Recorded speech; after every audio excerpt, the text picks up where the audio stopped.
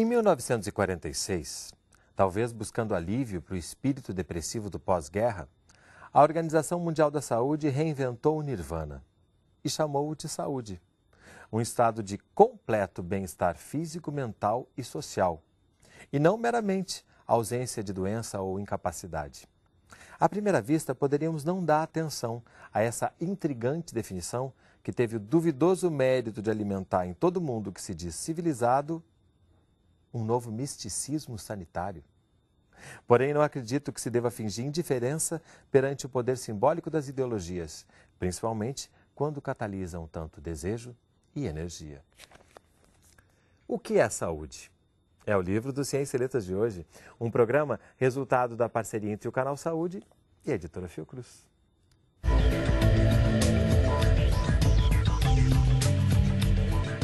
Conversam comigo no estúdio do Canal Saúde o autor do livro, Naumar de Almeida Filho, mestre em saúde comunitária, PhD em epidemiologia e professor titular do Instituto de Saúde Coletiva da Universidade Federal da Bahia. E Dina Ceresnia, doutora em saúde pública, pós-doutora em filosofia e pesquisadora titular da Fundação Oswaldo Cruz. Sejam bem-vindos. Eu abri o programa falando daquela definição de 1946 da Organização Mundial da Saúde, né, que transforma o conceito num novo nirvana, como você fala aqui no livro, né? E aí, aqui tem umas pessoas que você cita também como grandes parceiros com quem você foi trocando, né, para chegar a esse trabalho que dá um nó na cabeça da gente, né? Juan Samarra, Moacir Scliar, Jainilson País, Denise Coutinho, a própria Dina e outras pessoas. E quando eu vi o Moacir Scliar aqui, eu lembrei de um livro que tem de um diálogo dele com Rubem Alves, em que eles falam justamente desse conceito, né, da amplitude desse conceito, que ele se aproxima de uma felicidade, né? Esse conceito, saúde, bem-estar, físico, mental e social, de alguma maneira ele impulsiona essa discussão do que é a saúde, ele complexifica para a gente chegar em alguns conceitos sobre saúde? Eu acho que não. Ele, na verdade, cria uma falsa ideia de que a saúde você pode explicar por uma definição. E isso até atrapalha um pouco e, na verdade, desencoraja a que a gente continue refletindo. Saúde tem até uma discussão secular de se é, de fato, um conceito, se é um objeto científico, ou se é tão amplo que transcende o olhar da ciência, né? E um conceito que desde muito tempo vem se tentando pegar, né? A gente chega lá nos filósofos, a saúde também é muito boa para filosofar sobre. Seria isso uma busca constante e enquanto a gente busca, a gente vai falando sobre saúde? Eu acho que até esse conceito da OMS, num certo sentido, ele abriu porque ele oficialmente se ampliou a ideia de saúde numa discussão não restrita ao campo médico específico. Então, um reconhecimento oficial de que vários aspectos interferem no que seria a saúde.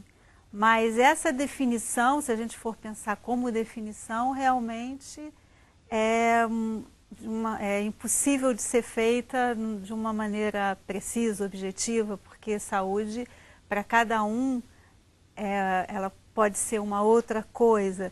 E, além disso, tem um outro problema nessa definição, e que isso está muito presente na definição da OMS, é como se fosse essa ideia do nirvana, um bem-estar absoluto, como se fosse da vida e possível na vida não haver esse bem-estar, essa estabilidade ou essa sensação perene de satisfação, né? A saúde talvez seja a própria capacidade, se for pensar numa filosofia, for pensar filosoficamente saúde, a saúde seria assim, uma capacidade, inclusive, da gente lidar com as dificuldades. Né? E também não há como negar uma coisa que é incontornável, que é inevitável, que é a morte. Eu acho que essas definições de saúde, elas ao negarem a finitude, elas acabam por se fragilizar. Né? Eu acho que a vida é uma constante relação com o que é passageiro. Né? Então, esse movimento e essa dinâmica e essa presença da morte talvez seja a maior dificuldade e algo que a gente precisa realmente pensar filosoficamente em relação a esse tema. E aí o conceito de doença também, que o livro o tempo inteiro traz, né? Muitas vezes a definição vem pelo negativo, né? É a ausência de doença. E traz aqui, no determinado momento, é muito interessante, né? Porque começa a trazer, primeiro, a origem etimológica da palavra saúde, né? Que é salus, salvus, sanitas, sanus, né? Que já vai abrindo caminho para essa filosofia, que acho que é bem saudável. E também as várias definições de saúde, de doença, digo, né? Como é que esse diálogo entre essas definições, essas origens etimológicas, vão ajudando a gente a tocar essa discussão para frente? Essa foi uma parte que eu gostei muito de trabalhar, porque tem vários temas inesperados. Né? Um deles, se falou sanos, são, santo, sagrado. Então tem uma concepção de sacralização dessa felicidade, ou desse estado de bem-estar, dessa saúde. E quando se diz assim, salvo, significa não ferido. Salus, salvo, é alguém que não foi ferido em alguma batalha. Né? Então tem esse conceito de integralidade. Mas o que eu achei mais curioso nessa exploração da etimologia histórica é que salus vem do latim, que é uma direta transferência de um radical grego que os latinos pronunciavam como solos, e que é holos, que é integral. A saúde é essa integralidade. Por isso que... Daí vem o holístico, que se usa bastante, né? Se usa bastante. Quando você diz assim, saúde holística, é uma redundância. Já que o conceito de saúde é tão integral, de holístico também, né? Está se falando... E a raiz é a mesma. Tanto que em inglês saúde é health. E healed, hal, holos. A mesma raiz. Volta, chega no mesmo lugar. Chega no mesmo lugar. Mas vejam, os significantes são totalmente distintos. Saúde e health. Aparentemente não tem a origem comum, mas tem holos no grego. Você trouxe uma coisa que talvez seja o pensamento comum sobre o assunto. É que saúde é o contrário de doença, não é?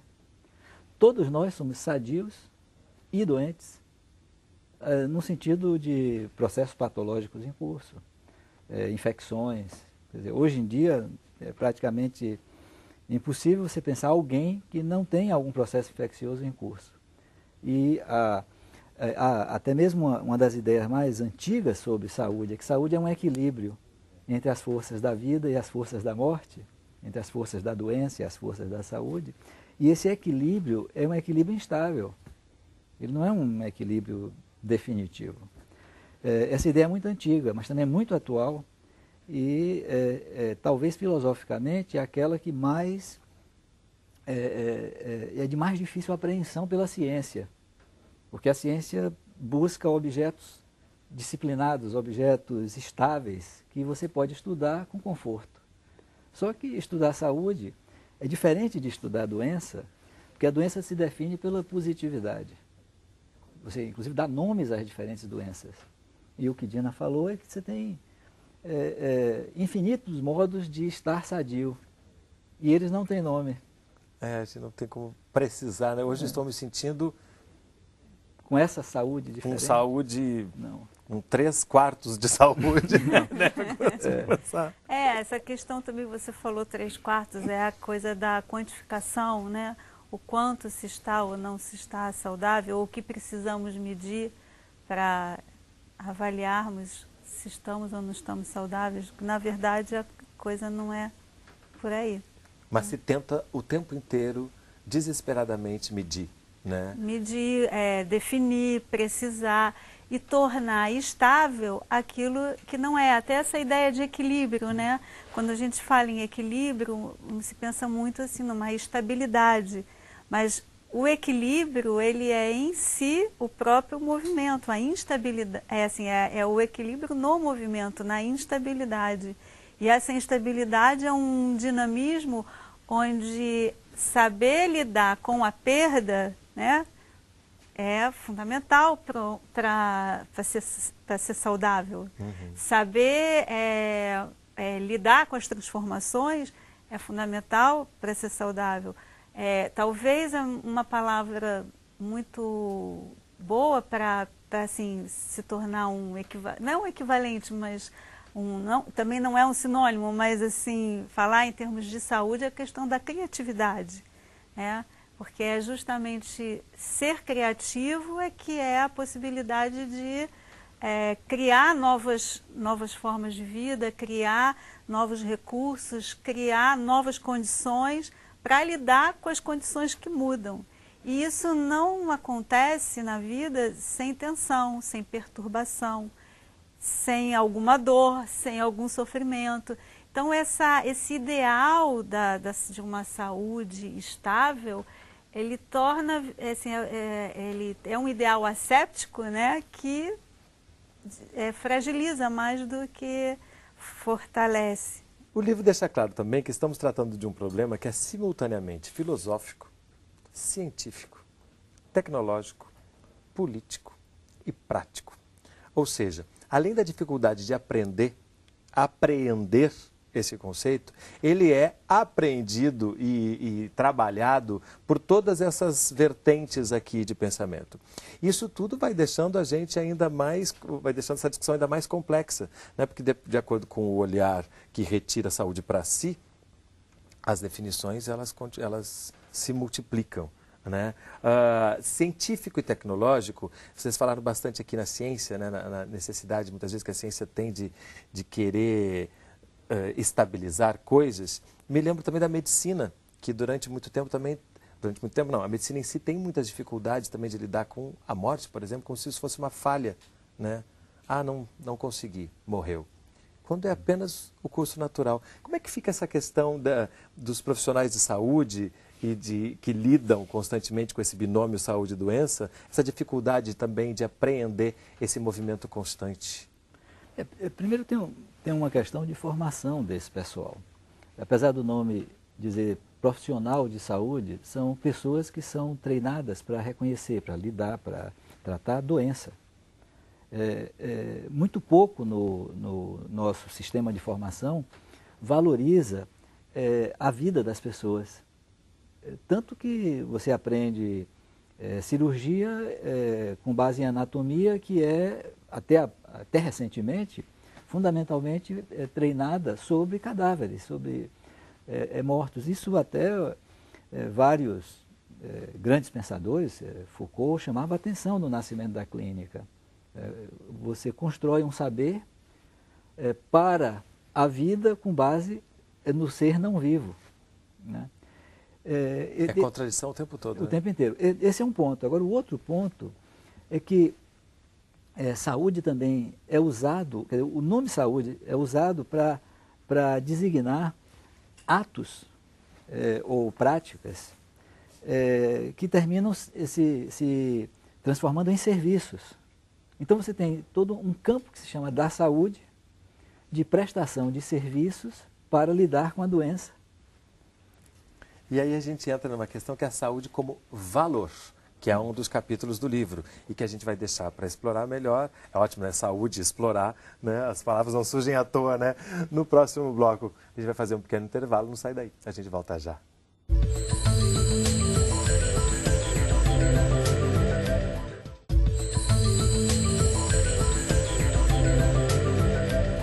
Ciência e Letras está de volta, conversando sobre o livro O que é Saúde? Comigo no estúdio do Canal Saúde, o autor do livro, Naumar de Almeida Filho, e Dina Seresnia. A gente deixou no bloco anterior o gancho para a discussão da saúde como valor, né? Em tempos capitalistas, a saúde também é valorizada como valor de uso, valor de troca, valor de vida. E você estava falando dessa apreensão desse conceito justamente para vender mais, né? Quando a gente pensa nesse sentido, como é que a gente pode tentar definir saúde? Sempre tentar, né? Resultado de uma prática como um serviço e a venda de um produto também. Então se cria toda uma economia em torno de algo que as pessoas desejam. As economias são baseadas muito nessa busca dos sujeitos por coisas que eles não têm. Daí que a própria ideia de que todos temos saúde, ela não é mercadológica. Porque você precisa ter algo que você tem falta e que precisa para comprar, para adquirir. Se você for totalmente saudável, o que eu vou te vender, né? O que é que você vai me vender? Então, se cria na nossa cultura uma relação com o bem-estar de aquisição. O bem-estar pode ser adquirido.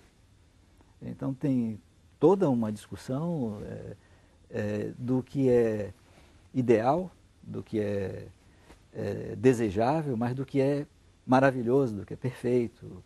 Então, a ideia de saúde, eu posso até dizer mais rigorosamente, a noção de saúde corresponde a um estado que as pessoas supostamente têm que ter, mas também corresponde a algo que preenche esse estado. Aí você tem toda uma parafernália nesse momento de objetos que se destinam a isso que se chama saúde. Como você mencionou, é uma valorização constante, a construção constante de um simbolismo em relação a esse valor, que termina adquirindo, por todo esse caráter econômico, uma função monetária, em que se você pode comprar aquilo, você pode medir o valor, o custo monetário daquilo. Então, toda uma economia da saúde, até como uma certa ciência, se instala para medir quanto da sua vida é produção, é produto. E para isso você precisa ter saúde. Por isso que os estados modernos, eles se preocupam com sistemas de saúde para que sua força de trabalho tenha o vigor, a vitalidade que Dina falava, né, necessária para a produção. E a gente passa agora, por exemplo, uma coisa que tem falado, vem se falando muito sobre os determinantes sociais da saúde. Né? Se falava antigamente, claro, né, mas agora se voltou a ter ênfase nessa questão. E você faz uma distinção entre duas palavrinhas, que é inequidade e iniquidade. E é interessante porque a equidade está na base do nosso sistema, a busca da equidade na base do nosso sistema de saúde. Né? Por que diferenciar inequidade e iniquidade na busca de compreender a questão da justiça social ligada à saúde? Essa talvez seja a questão mais complexa relativa a essa questão já complexa da saúde. Se saúde é um direito de todos os seres humanos, um direito humano, ou se saúde é algo que as pessoas devem buscar ter a depender da sua capacidade de compra, inclusive. Um dos economistas mais celebrados atualmente, o Amartya Sen, ganhou o Prêmio Nobel em 98, se não me engano, com estudos sobre essa questão da equidade em geral e dos sistemas econômicos como instrumentos históricos para produzir a igualdade entre as pessoas. E ele tem uma ideia que eu acho muito interessante. No livro eu assinalo rapidamente essa ideia de que não é o Estado resultante, mas sim a capacidade de alcançar aquele Estado. Dina falou isso numa intervenção anterior. E esse tema faz com que a gente tenha uma tendência a considerar o direito à saúde, que a Constituição brasileira determina, como dado em relação à compra dos serviços. Quer dizer, todos nós poderíamos ter a capacidade ou de comprar, ou de adquirir, ou de ascender ao serviço, porque a saúde será, então, mais um elemento dela, uma política pública para todos. E aí isso é contraditório com o modo como a nossa sociedade se organiza, que é pela desigualdade. Por que distinguir inequidade de iniquidade? É que algumas desigualdades, elas precisam ser tornadas vergonhosas para que a sociedade faça alguma coisa para superá-la. Se for apenas uma desigualdade, tem maneiras de mercado para superar certas desigualdades perante o consumo, por exemplo. Né? E a iniquidade não. As pessoas precisam ter vergonha no Brasil de ter crianças morrendo por falta de acesso a assistência ou a cuidados. Ou ter pessoas que, em nossa sociedade, por não terem acesso a bens econômicos, não preenchem isso que idealmente a sociedade põe como essa plenitude da saúde. Só que muitas vezes o que a sociedade, o registro com que a sociedade trabalha não é esse. Porque aí passa a ser uma coisa de merecimento maior ou menor dos sujeitos. E não pelo fato de serem humanos, terem acesso a tudo que a humanidade produziu para que eles tenham mais bem-estar. A justiça, né? Você usa aqui, né, a teoria da justiça, da igualdade, a saúde como justiça social caminham muito juntas, né? Especialmente quando a gente pensa em saúde coletiva, né? Que aí deixa a questão mais complexa ainda, né? Se definir saúde já é complexo, como é que todas essas discussões se inserem na questão da saúde coletiva? À luz de uma Constituição que determina isso, que saúde é direito de todos. É possível a gente tentar entender como é que a saúde coletiva se apropria desse conceito? Bem, quando se fala em termos de saúde coletiva, aí a questão se coloca, talvez, não sei, dentro de um plano de uma outra definição, ou de uma outra demarcação, quer dizer, de uma das demarcações do que seja saúde, é mais voltada para a questão da interferência do Estado, a política pública, ou a compreensão de como as pessoas vivem em sociedade e como essa sociedade produz ou não produz saúde ou problemas de saúde, ou que tipo de dificuldades, ou que tipo de problemas, ou que doenças surgem, ou o que se favorece. Aí isso sim em termos coletivos. Aí já não mais como uma definição da singularidade, né, do que é uma pessoa, um organismo, uma individualidade saudável, mas como que isso se posiciona, como isso é gerido em termos mais amplos. E aí essa questão do valor, ela se coloca como um valor construído por uma sociedade, por uma época, o que é esse bem, né? E o que o Estado, o que é direito, que bem é esse que nós temos direito, o que nós vamos demandar acesso, em que termos se coloca a questão do que é desigual ou não é desigual, o que se quer distribuir de uma maneira equitativa. Então, a questão se coloca nesses termos. Quer dizer, mais... Se você me permitir claro, por favor. Completar, a chave não está no princípio constitucional de que a saúde é direito de todos. Está no complemento disso. E dever do Estado. E dever do Estado politiza a questão. E aí transforma isso que é um valor ideal em algo que os sujeitos podem lutar coletivamente para ter acesso. Obrigadíssimo pela presença de vocês aqui conosco hoje. O programa Ciência e Letras é resultado de uma parceria entre o Canal Saúde e a editora Fiocruz. Se você quiser entrar em contato conosco, mandar sua crítica ou sugestão de leitura, nosso telefone é 0800 701 8122. A gente se vê no próximo programa. Até lá. Para entrar em contato com a editora Fiocruz, acesse www.fiocruz.br/editora ou ligue para 21 3882 9007.